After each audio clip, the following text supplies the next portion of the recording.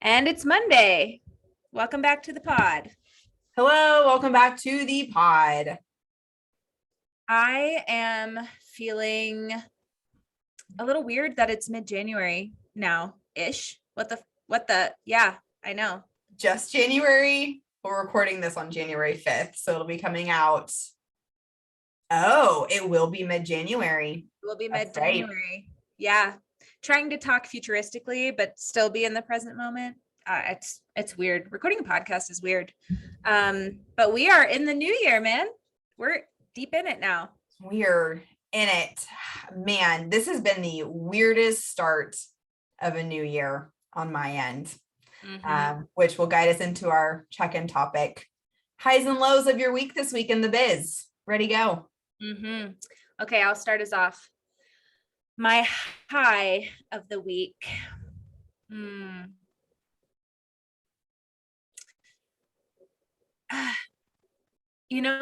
I am going to say it was an interview that I did with a dietitian who is hopefully going to join our practice. She crushed it. Incredible interview.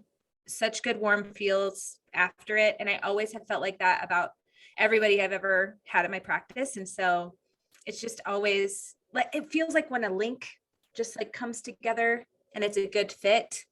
I'm kind of riding the high of that and excited, hopefully, for this person to join Nourished Colorado as our 9th dietitian. So that'll be later this spring, but we're learning to do the interviewing processes early and not be like, okay, so start next week. Yeah, that's great. Oh, that's so exciting. Congrats. I hope you continue to ride that high because I know those feelings are incredible whenever you feel like you found the right person. Found the one or the multiple. Yeah. The night. Yeah, we're really excited. So that's my high. My low is I feel myself getting frustrated with all the rate increases. I know I was talking to you offline about this, and it's dumb. I'm going to say dumb because we are increasing our rates too. I've increased my business coaching rates because I was very much undercharging as a business coach. And we also increased our fee slightly starting in March for Nourished Colorado. So everybody's doing it, but it's just felt overwhelming. And now I'm having to look at our budget and do some recalculation. And it just feels really stressful, even though I can logically be like, okay, these expenses will add up, but they will be accounted for. And I'll figure out other ways to cut other expenses and to bring in more revenue. So it's workable. It's just like every time I get an email, like today, got an email from my EHR that's like, we're increasing our rates. And I'm like, we literally just switched to you. What the hell? But, timing, we don't get to control that. So here I am. How frustrating. Numbers. Yep. So frustrating. And having to recalculate whenever you are so solid in like your budget and like know what your expenses are and can like rock and roll with it. And then having to go back and like recalculate things, not fun. Yeah. I just keep telling myself it's going to be okay. It is going to be figure outable. So it has to. Everything is figure outable. Yes, says Marie for Leo. I'm like messing up my words today. My tongue keeps getting stuck in my mouth. That's okay. Yeah. What's your high and low? Oh, goodness. My high of the week.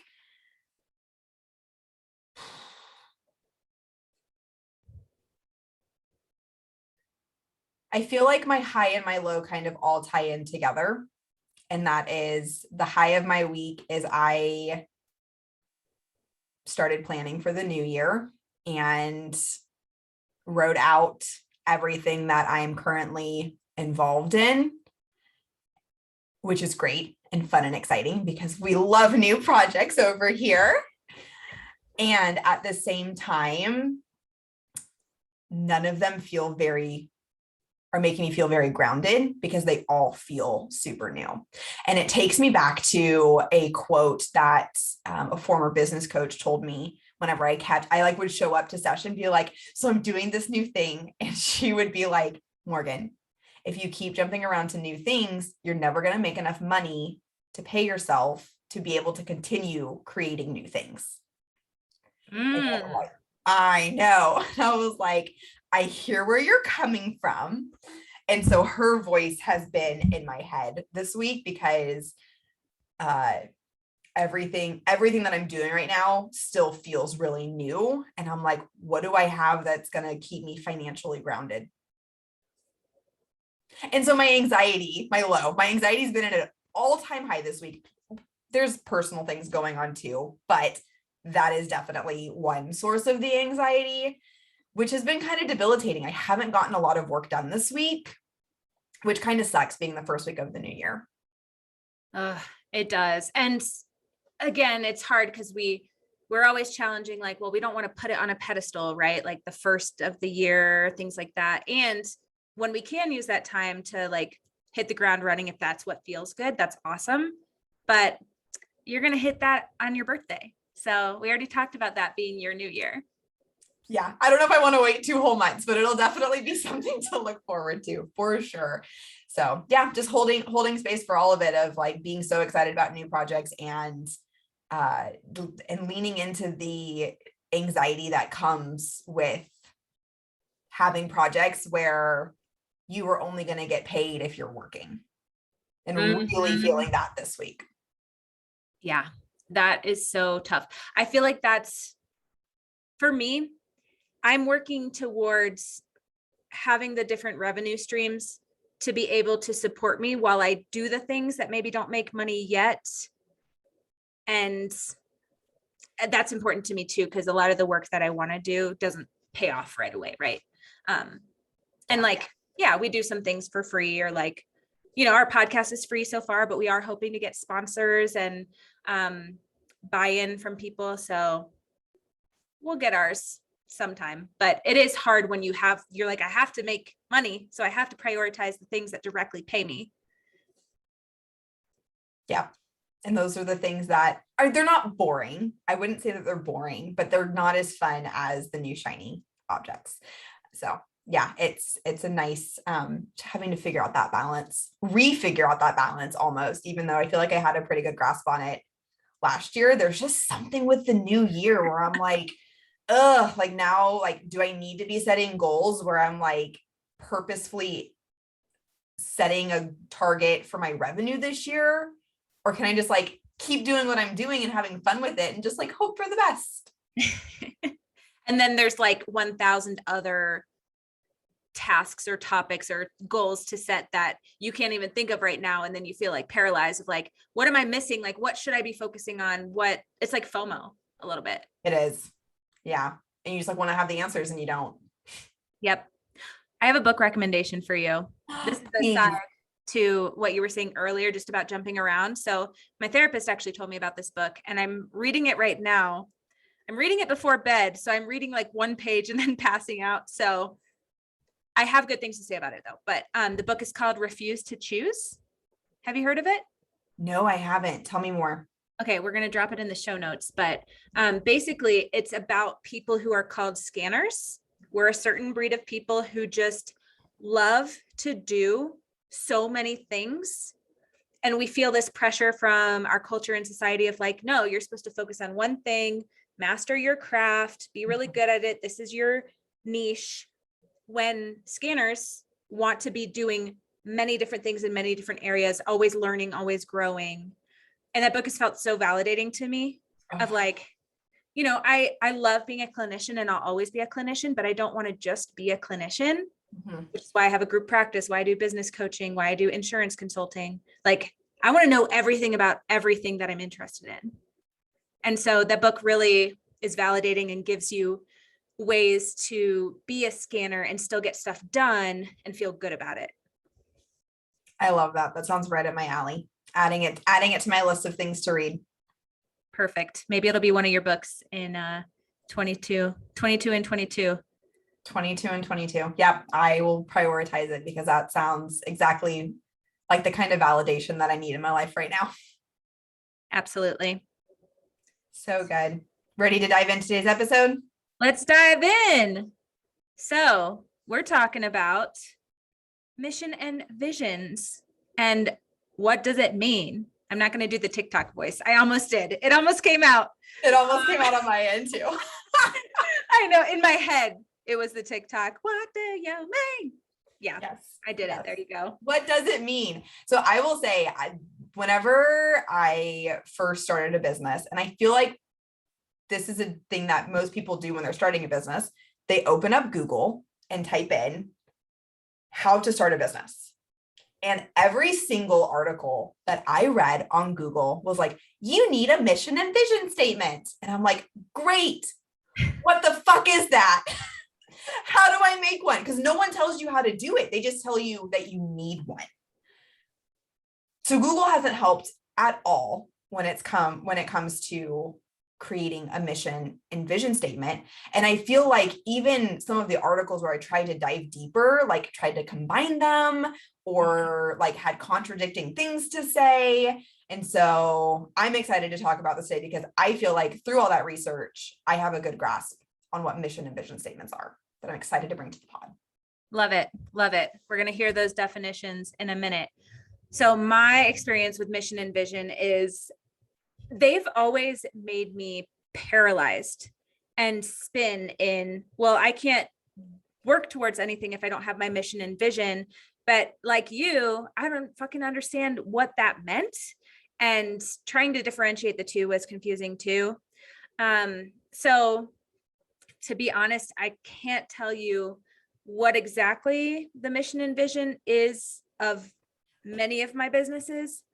I know it in my heart, which is very woo-woo, but I don't have like this nice, neat document that is, here's the mission and the vision. I'd like to have one of those because that feels legit as fuck, but I just don't right now. And I also feel like, how can you know if you haven't done it?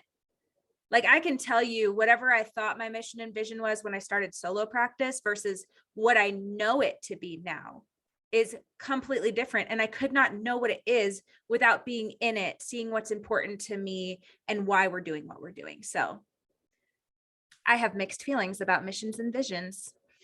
Yeah, well, I'm excited to dive into it because I think all of that is super valid and there needs to be room for your business to grow and evolve with you within the realms of mission and vision. Absolutely. You want to hit us with some definitions? I was going to say, you pulled some definitions from the internet. You want to share those first? Yeah. Okay. So literally before the episode, I quickly Googled what is vision versus mission. And man, I'm just going to slur my words all day.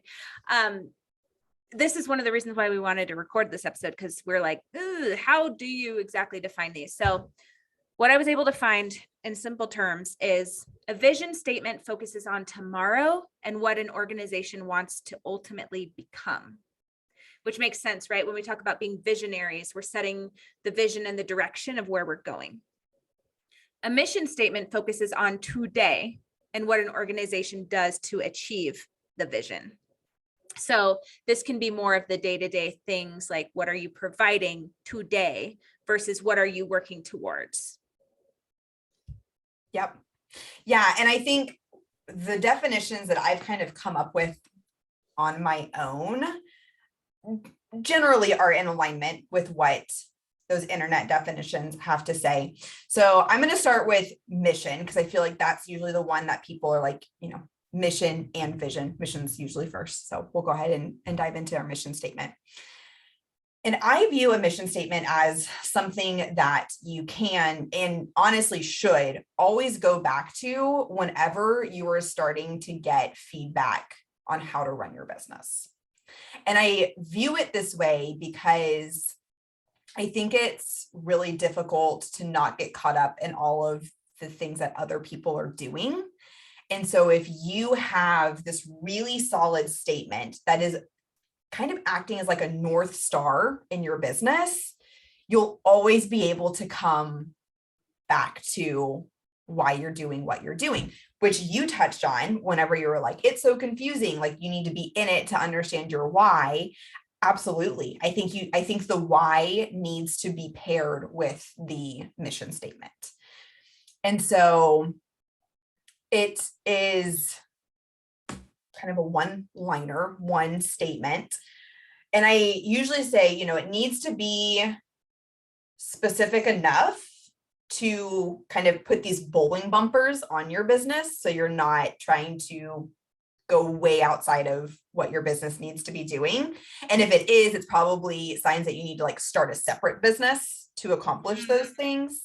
And so it needs to be specific enough to have like kind of those bowling bumpers, but also needs to provide enough space to let your business grow and pivot as it needs to. And I also think it's something that can evolve. I think it's something to be reviewed every 3 to 5 years within your business to make sure that it still feels in alignment. That absolutely makes sense to me. I'm curious. So when you say it needs to have enough space to let your business kind of flourish and transform as it goes through normal stuff and you learn more. So would you recommend a mission statement being kind of broad? Or like what would be an example of a mission statement, not related to our work, because we'll get into that, but like a photography business or something to where this is the photography business's mission statement. Here's when they would go out of their bowling bumpers and here's where they might grow. Mm-hmm. So I'm going to use an example of actually a business that I have that I've had to kind of pivot and switch and reevaluate the mission statement. Incredible. So for the eating expedition, our mission statement is food-focused trips around the world for people who celebrate food. And it was great. And then the pandemic hit and I couldn't do trips. And so my mission statement basically went kaput. And so I have since changed that to food-focused trips and experiences around the world for people who celebrate food. So even just adding in that one little additional like and experiences gave it enough space to grow and evolve and change. And so whenever I think of something really specific, like especially in our field, like if your mission statement is, nutrition counseling for high school athletes, like that's a really specific statement. Instead, you could pull back a little bit and do nutrition counseling for aesthetic-based sports or for athletes in general, or for people who enjoy movement. So you can kind of see like, as we talk, we're like kind of zoning it out. Because I think it is important to have kind of the type of people that you want to work with. Like that is one important piece of a mission statement, because I think it just clarifies that when you talk to everybody, you talk to nobody. And so being able to have a business that focuses in on one niche, and that niche can honestly be like intuitive eating. Like it doesn't have to be a specific group of people, like, nurses or teachers or athletes or people like that. It can be recognizing that providing food freedom, intuitive eating is a niche within itself. Absolutely. I like that you are giving options for how specific or how broad a mission statement could be, because if you're like, I see people on Instagram who are jazzed about, specifically working with only gymnasts and doing intuitive eating and eating disorder work. And I'm like, cool. If that fulfills you and that truly is the only population you want to work with, you were a gymnast in the past, it like lights your soul on fire. Cool. Make that part of your mission statement. But if you're like, I would also be open to dancers, other athletes, whatever, it makes sense to be more broad and allow yourself that space. And then you could always niche in more. But again, don't get stuck in the details too much of your mission statement too, because this is where I could see people, we love to have steps in getting things done. And so if the first step of starting your business was creating the mission and vision, you could beat it until it's pulp and have spent hours on it. And then you're like, oh shit, I don't even have my business going because I got too caught up in the semantics here. So, and that's why I like using it. Yeah, absolutely. Totally agree with that. I think it's helpful in the moment, having at least some guidance frame of reference for it is helpful whenever you start receiving that unsolicited feedback from people of like, well, so-and-so's doing this. Have you tried that?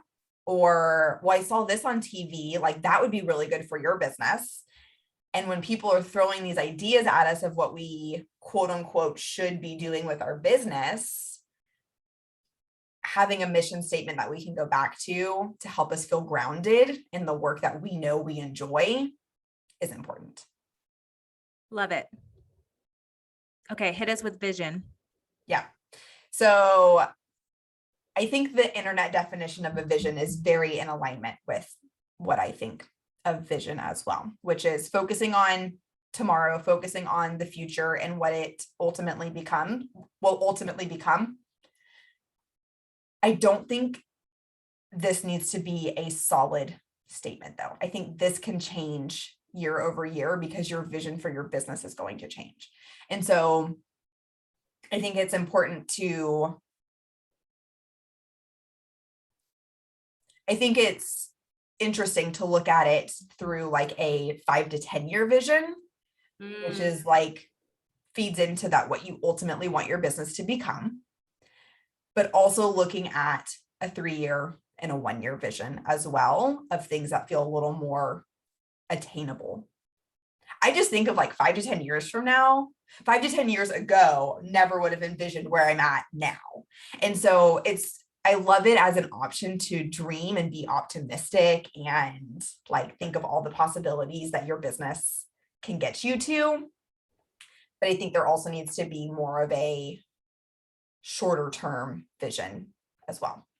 Totally. Okay, this is my issue with vision being a vision statement. How do you capture that in a statement? Like, I want a table with like blocks of the years, goals I want to accomplish. Like that could be a vision to me, but to encapsulate it in a sentence, what? I don't like that it's a sentence either. That needs to be changed. It needs to be changed to vision statements, multiple, plural. Yeah. Or vision plan or like proposal or something. Like need all the room to explore and grow. I was just thinking about your point of thinking forward 5 to 10 years and thinking back 5 to 10 years. Literally 10 years ago, I was starting college. I literally could not have told you that I would be doing what I'm doing right now because I thought I was going to be an accountant. You know, it's so mind fucking to think about these things. Like 10 years from now, I have no idea. I don't know. Mm-hmm. 10 years feels kind of far off. I usually look at somewhere between 5 and 10 years when I'm looking at my vision, and I view it this is where I really tie in my personal vision too. Because I think it's really exciting to be able to envision what your personal life is like and how your business can support that lifestyle. That is important. In terms of getting into the weeds of like vision of what I want to accomplish within the business, that's when I opt for the 1 to 3 years because it just feels more attainable. It does. It does. I totally agree with both of those things.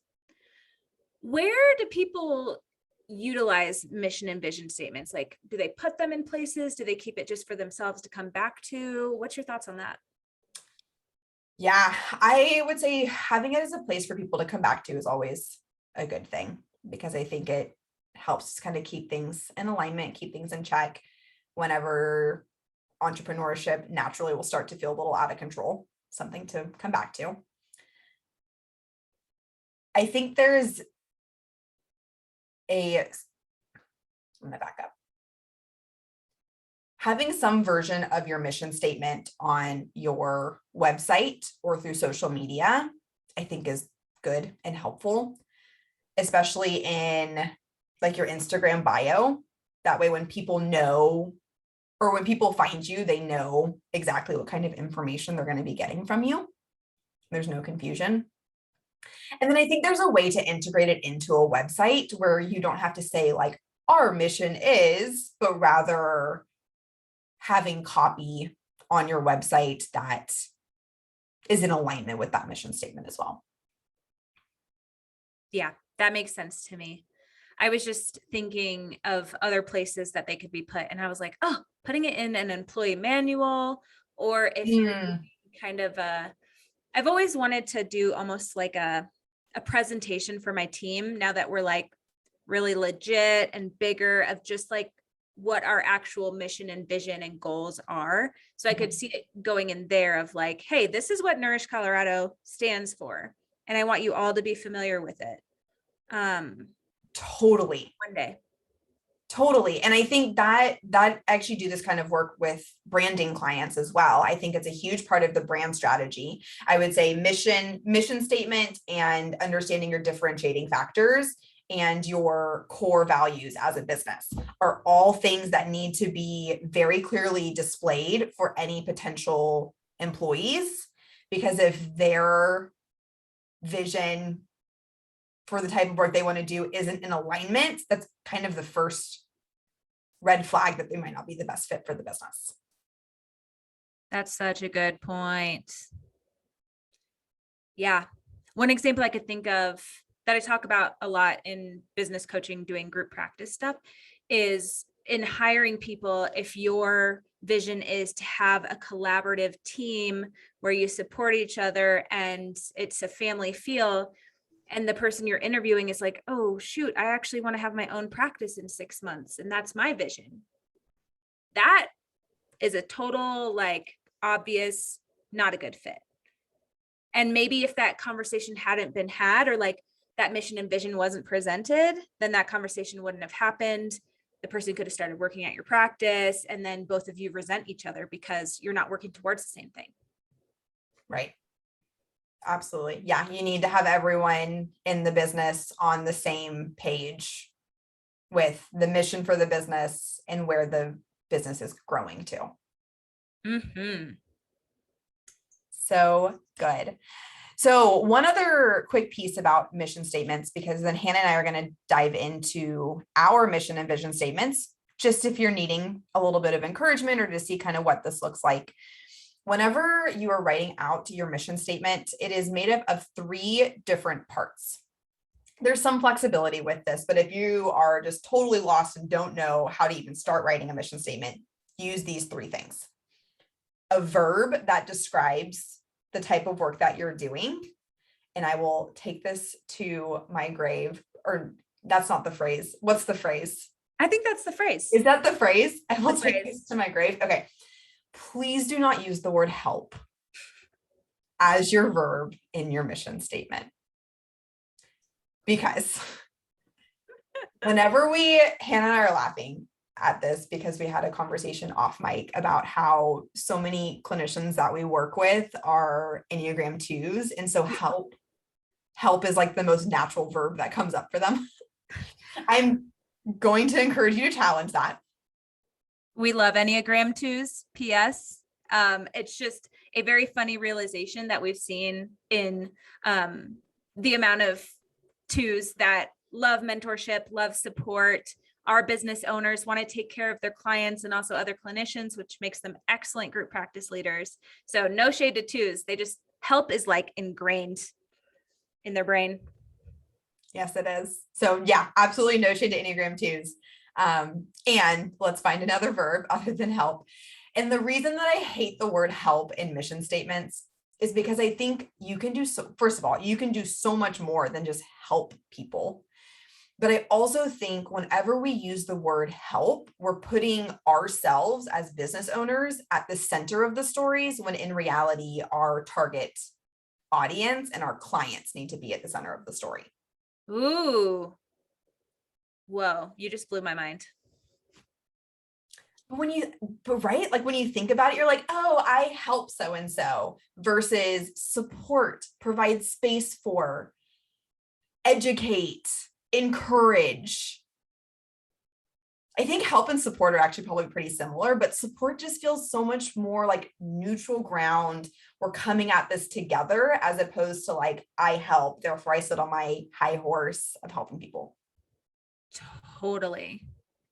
Gosh, language matters. It truly does. Those little shifts. Yeah, truly does. So a verb that does not help is the first part of your mission statement.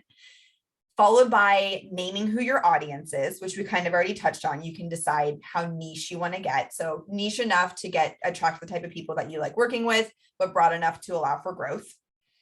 And then the third part of your mission statement is your unique selling point, which should answer the question, why does your audience choose you? What are you bringing to the table? What are your differentiating factors? Love it. Should we give some examples? Let's give some examples. Kick us off. Awesome. Okay. So I'm going to share my two businesses and the mission and vision statements that I literally came up with in our brainstorming session. So just know you could literally set a timer for like 20 minutes, hash this out just as like a shitty first draft, or to have something to work from and build. So for Nourished Colorado, which is my group practice, the mission is to provide excellent and compassionate nutrition care for clients from all walks of life. I chose to leave it a little bit broad because the different kinds of employees we have, the different niches that they have, and the different clients we serve. When I say all walks of life, it's really like people who have different financial situations, people from different backgrounds, people with different identities. And so I just really wanted to encompass all of that as part of the value of like who we're serving. And the vision of Nourished Colorado. So that was the mission. That's what we're doing in the day-to-day. Our future is to become a well-respected eating disorder dietitian group practice in Denver, where people come for the best nutrition care available. I want to tweak it a little bit, but I really think that's what we're building and are stepping into in a lot of ways. Yeah, I think both of those are awesome.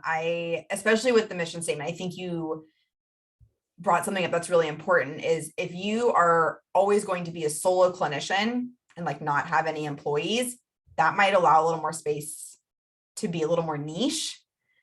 But I think the mission statement that you wrote is an incredible mission statement that allows more of that room to bring on more people into the practice while you and all of your employees are providing excellent and compassionate nutrition care. Mm-hmm. And, you know, I was able to kind of hash that out in probably like a minute because it's very clear to me what we are doing. And again, it goes back to the idea of like, sometimes you can't write a good mission statement until you really know what you're doing and why. So yeah. Got to find that why. You want to hit us with one? Sure. Yeah. So my mission statement for Morgan Sinclair Designs is providing design and strategy services to weight inclusive business owners as they start, grow, and expand their business. Nailed it. I love it. Super It really, it to the captures point. it all. Mm-hmm. Yeah. And this actually, to add a little note onto this statement was revised a few months ago whenever I no longer wanted to do just design work, that I wanted to, well, it wasn't even that I wanted to not do just design work, but so much of the design work that I was doing also had the strategy piece in there. And so I really wanted to emphasize that too, because I think anyone can kind of put together something that looks pretty, but in order to have the strategy behind it, that is going to make the impact that you want it to make in your business was really important to me. So we added in a word, just like with the eating expedition. And I'm imagining you were able to come to that thought by doing it, by being in the design work and realizing the difference between I created your website, nobody can find it. Or like, I don't know, websites have like this, they're important, but they have like this, if I have a website, that's all I need to do, people will find me. And it's like, no, you might have a website and there's no strategy. So nobody knows where your website is or how to contact you, what's on your website, how is your SEO, things like that. Nailed it. Yeah. And I added in the word strategy in fall of 2021, 3 years after I decided to even niche down to working with weight inclusive business owners. So yes, that's why it said, every 3 to 5 years, reevaluating that to make sure it still feels whole in your business. Mm-hmm. And what's the vision? Yeah. And so my vision for Morgan Sinclair Designs is to have a team of other clinicians that specialize in different areas of branding, marketing, and web design in order to support the max number of weight inclusive clinicians. Excuse me. And how I got to this vision was I love the work that I do with all of my clinicians, and I'm limited to about 12 to 20 clinicians a year. And there are so many more weight inclusive business owners that need branding, marketing, web design. So I would love to have a team of people to be able to provide all of those services. And I think one of my unique selling points is that I worked as an eating disorder dietitian. I worked as a weight inclusive dietitian, and getting to bring that in puts my clients' minds at ease that I understand what they're doing. And it's one less thing that they have to worry about, knowing that I'm not going to say triggering shit and put triggering shit in their business plan. Right. They're not going to have like an affiliate link to Noom on their website or something stupid. Fucking You don't have to worry about that. Fucking Noom. Had to throw them in there, throw them under the bus. Ugh. Dang it. Yes, exactly. And so I would love for that team to look like people who have done work within the weight inclusive business space that know the lingo that we need. Absolutely. All right, your next one. So my next and last one, this is my business offerings. And I'm glad we're doing kind of a multitude of our different businesses we do, because I'm having a hard time writing my mission and vision statement for this. So here's a little spoilies alert. If you're listening to the pod, you heard it here first. I am launching officially a new website and stuff for my business coaching, a membership to come, and some courses later this year. And it's called Values Driven Group. Hopefully it launches sometime in the next month or two. Morgan's helping me with it. It's awesome, looks beautiful. And so the mission of that, so through Values Driven Group, offering one-on-one business coaching for group practice owners. I do a little bit of general business coaching as well. I have a membership support for group practice owners in the weight inclusive space. And also my first course I want to create is an insurance course. There's such a need. I get so many inquiries about consulting about insurance. So with that knowledge, my mission is to support clinicians in growing their business and their offerings. And as a byproduct, more clients are served. Very broad right now. What I'm trying to say in my mission statement is basically the impact I want to make in so many ways in the weight inclusive space of more group practices. So clinicians get to do the work they want to do, but maybe don't necessarily want to own the business. Then we have more clinicians serving eating disorder clients, and these clinicians take insurance. So they're serving more clients and the clients that we want to serve and being accessible. And so I'm getting to be part of that by my different offerings.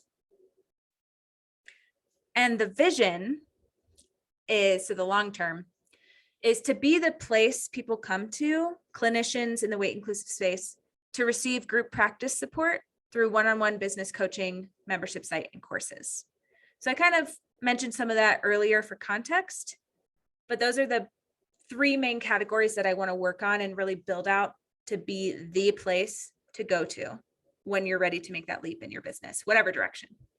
Yeah, I love that, because I know that accessibility is a huge pillar and value of you personally and your businesses, and getting to provide that group practice support in one-on-one membership and course, which I imagine are 3 different kind of price points for people to be able to receive that education and information as they go through their business. Because usually when people start off, there's already that fear of making money as a clinician. And so getting to have something that they can start off with and then eventually grow and evolve to work with you one-on-one is incredible and beautiful, and such nailed it with the accessibility piece.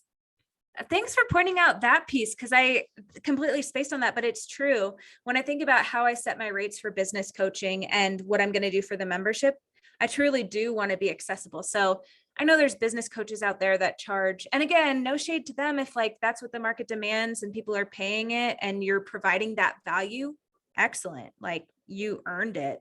But I can't imagine for 12 weeks of business coaching, so 1 quarter, having somebody pay me like $20,000, because one, I don't have the capacity to provide that amount of support that I think would be worth $20,000.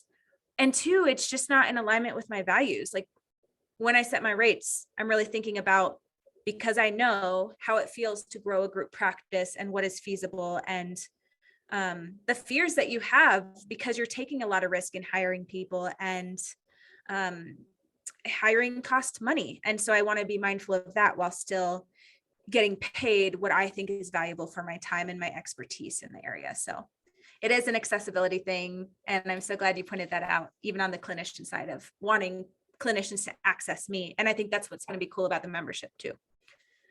So exciting. Oh, I'm so excited for you to get that launched. Yay. Thank you. Okay. So I'll throw out one more example with the Weight Inclusive Business Academy. That way you can kind of see, working as a practice versus one-on-one services for design versus membership. And then we'll kind of end with this is more of a course-based business. So the Weight Inclusive Business Academy's mission is an online education platform and community that supports weight inclusive business owners so they can start, grow, and strategize their business with confidence. And so it's very similar to my Morgan Sinclair Designs mission statement. The additional piece of this is that I also want it to be more of a community, and also talking about accessibility. I didn't want to have a couple $100 course that new clinicians felt like they needed to spend that kind of money to get started. Becoming your own boss doesn't happen overnight. There's a lot of space and time for you to grow slowly if you want to or need to. And so I built the Weight Inclusive Business Academy as a way to just get what you need when you need it. And so also kind of, you heard it here first, go ahead and do all the spoilers in today's episode. I am creating kind of course bundles related to where people are in entrepreneurship. So starting with someone who is a student who knows, or an intern who knows they want to eventually start a business, kind of going through the stages of your first job. If you start in a clinical job or at a treatment center or something like that, which then moves into starting your business, being there for a year, being there for 3 years. And so it breaks it up into these different categories that you will just take what you need. And so that kind of knowing that the vision for the Weight Inclusive Business Academy is to support weight inclusive business owners to understand what business education would be most helpful in their growth by creating tailored packages. The goal is to be a comprehensive source for business education related to branding, marketing, and web design.